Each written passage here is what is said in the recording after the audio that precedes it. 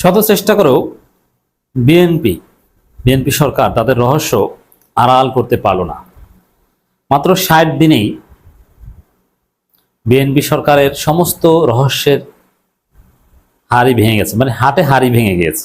চোর যেরকম ধরা পড়ে সবাই অবাক, এরকম ধরা পড়েছে, যেটাকে বলে হাটে হাড়ি ভাঙা, আশ্চর্য হয়ে যাওয়া, সবার চোখের সামনে হাতে নাতে ধরা খেয়েছে। আমরা যে কথাটা বলেছি নির্বাচনের আগে থেকেই, যেটা চাউর হয়েছিল এবং নির্বাচনী প্রচারণায়ও এটা ব্যবহৃত হয়েছিল, যে বিএনপি সরকার মূলত তারেক রহমান, তখন তো সরকার ছিল না, তারেক রহমান ভারতের সাথে আন্ডারস্ট্যান্ডিং করে ৩টা শর্তের বিনিময়ে। এটা আনন্দবাজারের পত্রিকায় এসেছিল, আনন্দবাজারের রিপোর্ট এসেছিল, ভারতের গ্রিন সিগন্যালে দেশে এসেছে। এবং ভারত তাদের যে এস্টাবলিশমেন্ট বাংলাদেশে আছে সিভিল মিলিটারি ব্যুরোক্রেসিতে, ওটাকে ব্যবহার করে, এমনকি ভারতের যে আন্তর্জাতিক শক্তি এটাকে ব্যবহার করে যুক্তরাষ্ট্রকে কনভিন্স করে তারা বিএনপিকে ক্ষমতায় এনে দিবে। এই আন্ডারস্ট্যান্ডিং ভারতের সাথে আগে হয়েছিল। তবে বিএনপি চেষ্টা করেছিল, না না না না, আমরা ভারতের দালাল না, আমরা ভারতের সাথে কোনো চুক্তি করিনি, কিসের ভারত, অমুক তমুক, অনেক কিছুই বিএনপি বলেছে।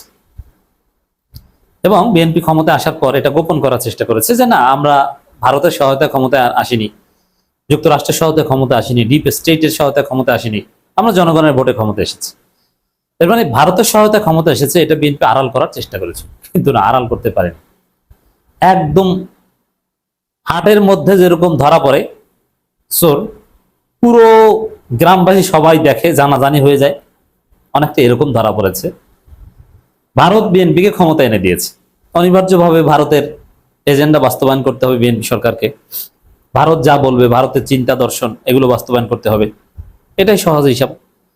যার ফলে আমরা দেখতে পাচ্ছি যে বিএনপি ক্ষমতা এসেছে, ভারতপন্থী Salahuddin Ahmed de facto prime minister এবং ভারতপন্থী আমির খুসরো মাহমুদ চৌধুরীরাই মূল মন্ত্রী, তারাই সবকিছু।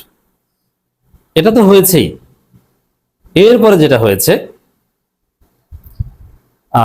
ভারতের যে চিন্তা, ভারতের মূল অ্যাসাইনমেন্ট এটা যে ৭২ সংবিধান এট এনি কস্ট রক্ষা করে দিতে হবে। যার ফলে ৭২ সংবিধান মূল শত্রুই হচ্ছে বিএনপি, যে বিএনপি ৭২ সংবিধানকে ধ্বংস করেছে, কাটাছিঁড়া করেছে। এমনকি বিএনপির ৩১ দফা এবং ম্যানিফেস্টো সবকিছু ৭২ সংবিধানের বিরুদ্ধে, এবং এখনো বিএনপি ৭২ সংবিধান মোটেই মানে না। সেই ৭২ সংবিধানের পক্ষে বিএনপি জিকির করছে, সালাউদ্দিন আহমেদের জিকির করছে, যেভাবে সালাউদ্দিন আহমেদকে শিলংয়ে বসে ট্রেনিং দেওয়া হয়েছিল সেভাবে। দর্শক, এগুলো তো আছে, কিন্তু তারপরও নানানভাবে বিএনপি তাদের গোমর আড়াল করার চেষ্টা করেছে যে না, আমরা ভারতের সহায়তায় ক্ষমতায় আসিনি। কিন্তু পরে দেখা গেছে হাটে হাড়ি ভেঙে গিয়েছে। কি সেটা দেখেন, এবার তো আর কোনো সন্দেহ থাকবে না আপনার। চিন্ময় কৃষ্ণের মুক্তির পথ সুগম করতে ব্যবস্থা নেব, সংস্কৃতি মন্ত্রী। এই যে সংস্কৃতি মন্ত্রী, তিনি যে একদম ভারতের দালাল।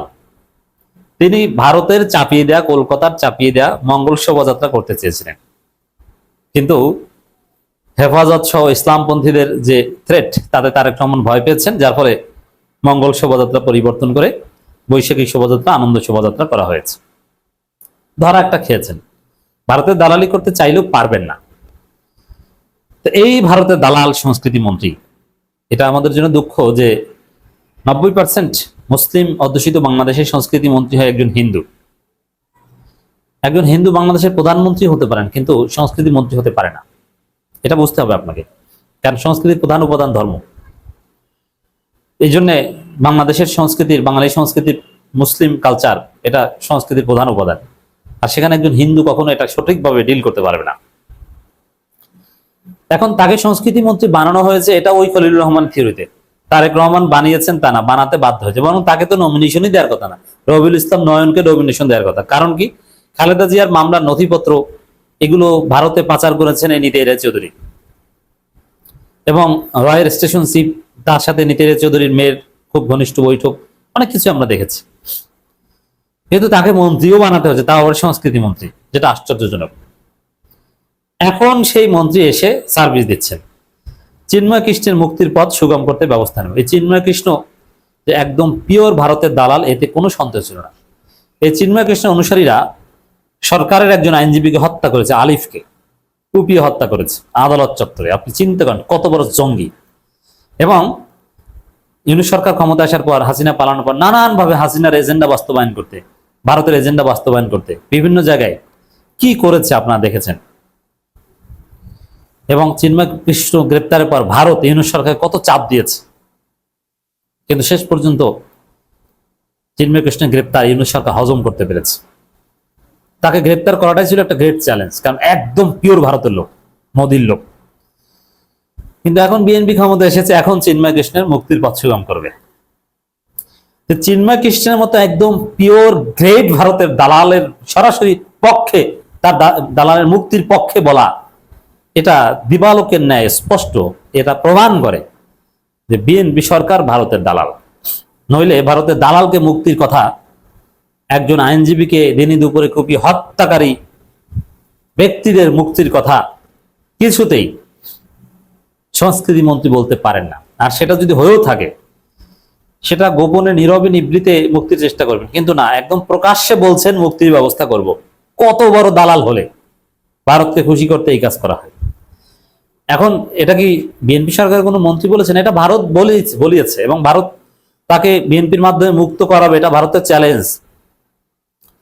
আর ভারত তার লোকজনকে এভাবে মুক্ত করাবে, ব্যবস্থা নিবে, উন্মুক্ত করবে, এ কারণেই তো বিএনপিকে ক্ষমতা এনেছে, জামাতপন্থী আইনজীবীকে হত্যা করেছে।